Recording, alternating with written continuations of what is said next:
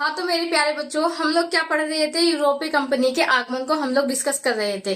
तो आज जो हम डिस्कस करेंगे वो करेंगे सबसे पहले पुर्तगाल ईस्ट इंडिया कंपनी से, कि कैसे पुर्तगाल का आगमन हुआ, कैसे उन्होंने अपना वर्चस्व स्थापित करा भारत में, क्या क्या फैक्ट्री लगाई। तो चलिए फिर स्टार्ट करते हैं। आप लोग जो भी आप लोगों को इम्पोर्टेंट फैक्ट लगे उसको आप अपनी नोटबुक पे नोट करते रहना और वीडियो को एंड तक जरूर देखिएगा। चलिए फिर स्टार्ट करते हैं। पुर्तगाल ईस्ट इंडिया कंपनी। तो पुर्तगाल ईस्ट इंडिया कंपनी की स्थापना कब हुई? 1498 में पुर्तगाल ईस्ट इंडिया कंपनी की स्थापना हुई। 17 मई 1498 में पुर्तगाल नाविक वास्को डी गामा गुजराती पथ प्रदर्शक अब्दुल मजीद की सहायता से केरल के कालीकट बंदरगाह पे पहुंचा। तो सबसे पहले आपका क्वेश्चन क्या बनेगा कि वास्को डी गामा भारत कब आया? तो 17 मई 1498 में वास्को डी गामा भारत आया।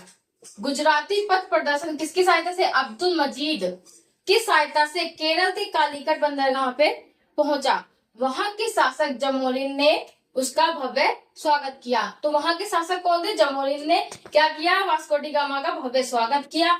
वास्को डी गामा ने भारत से मसालों का व्यापार किया और पुर्तगाल लौट करके 60 गुना अधिक मूल्य पर मसालों को बेचा। तो वास्को डी गामा ने क्या किया कि भारत से उसने मसालों का व्यापार कहाँ जाके करा? उसने यूरोप में। यहाँ भारत से मसाले ले जाकर के कहाँ बेचा? उसने यूरोप में जाकर के। और उससे उसको क्या हुआ? 60 गुना अधिक मूल्यों पर मसाले बेचे उसने। उसको मुनाफा हुआ कितना? 60 गुना अधिक पर मुनाफा हुआ। उसने क्या किया कि दूसरा जो एक जहाज और उसने लिया और उसमें अपने खुद के पैसों से मसालों को भर के यूरोप में बेचा, जिससे पुर्तगाल के शासक डॉन ड्रेनरिक ने क्या करा? एक तरीके से प्रतिनिधि रूप से भारत में आया था। एक तरीके से जो उसने 60 गुना मसालों को बेचा था, उससे क्या हुआ कि पुर्तगाल का जो शासक था वो भी क्या हुआ? वास्को डी गामा से बहुत प्रसन्न हुआ। फिर क्या हुआ कि वास्को डी गामा 1502 में दूसरी बार कहाँ आया? भारत आया। कब आया? 1502 में दूसरी बार वास्को डी गामा फिर भारत गया।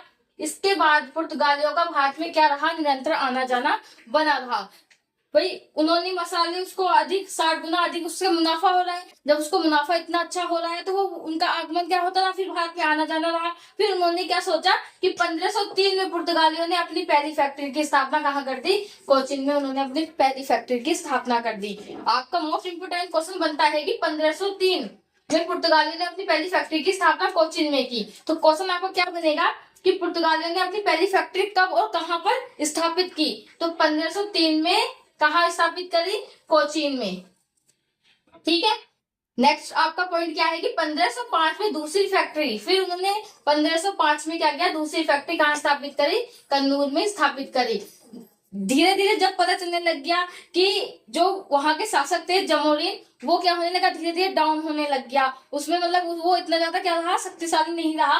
तो क्या करा कि कालीकट के जो राजा जमोरिन थे ना, उनको क्या हुआ? जब उन्होंने अपनी फैक्ट्री की स्थापना कर ली, भाई पहली फैक्ट्री की स्थापना तो उन्होंने जमोरिन की इजाजत से करी थी, लेकिन जो दूसरी फैक्ट्री की स्थापना जमोरिन की अनुमति के बिना करी थी। तो इससे क्या हुआ कि जो जमोरिन था वो क्या हो गया था? एक तरीके से वो गुस्सा हो गया था एक तरीके से। तो उन्होंने क्या किया कि कालीकट के जो राजा था जमोरिन, उसने क्या किया? पुर्तगालियों पर क्या कर दिया? आक्रमण कर दिया। इससे क्या हुआ कि वो क्या हुआ? एक तरीके से जमोरिन की हार हो गई। और फिर क्या हुआ कि पुर्तगालियों के जो राजा थे फ्रांसिसी डी अल्मेडा और गवर्नर नियुक्त किया गया। फिर पुर्तगाल में जो राजा थे, पुर्तगाल के जो राजा थे, वो फ्रांसिसी डी अल्मेडा को गवर्नर नियुक्त किया गया। इसने मिर्च तुर्की और बेगड़ा की सेना के साथ क्या किया? एक तरीके से संघर्ष किया। तो आगे हम लोग अल्मेडा और क्या कहते हैं अल बुकर के बारे में डिस्कस करेंगे। तो चलिए फिर मिलते हैं नेक्स्ट वीडियो में।